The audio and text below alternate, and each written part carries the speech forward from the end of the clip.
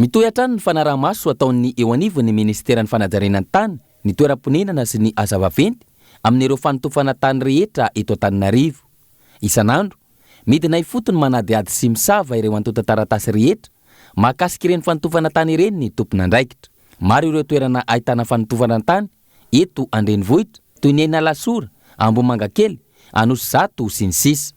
Ny talata fa 9 ny volana Aogositra 2024, nidina teo talata maty ireo tompon'andraikitra nijery toerana iray misy manao fanotofana ny tany miaraka tamin'ny vady-tany sy ny police de l'aménagement. Araka ny fomba fiasa, rehefa tsy hita eny amin'ny olona eny an-toerana ny taratasy fa azon-dalana manantanteraka ny asa, omena didy fampitsarana asa ny eo amin'ilay toerana.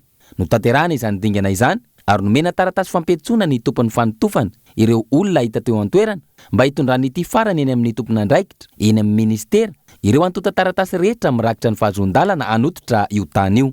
Ireo fiara vaventy mpitatitra ny tany kosa natao mise en fourrière voasazy hijanona tsy afaka miasa mandritra ny 10 andro. Hatreto mbola eo amin'ny dingan'ny fanadihadiana ny raharaha miandry ny tompon'ny tany totorana hitondra ireo antota taratasy fahazon-dalana eny amin'ny tompon'andraikitry ny fanajarenany tany hanamarinana ny maharadalana na tsy ilay asa fanotofana notsiriny. Raha tsy ivona ny lalàna mifehy ny fanotofana tany, misy faritra eto Antananarivo azo totofana, misy faritra tsy azo totofana. Tsy maintsy angatahana fahazon-dalana avokoa izay asa fanotofana tany kasaina atao.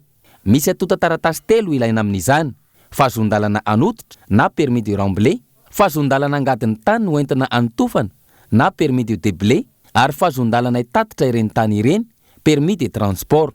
Miezaka hatrany ny eo anivon'ny ministera ary manentana ny rehetra hiverina amin'ny fanarahan-dalàna amin'ny fanamboarana foto-drafitr'asa rehetra amin'ny alalan'ny fikarakarana ny fahazon-dalana rehetra ilaina amin'izany.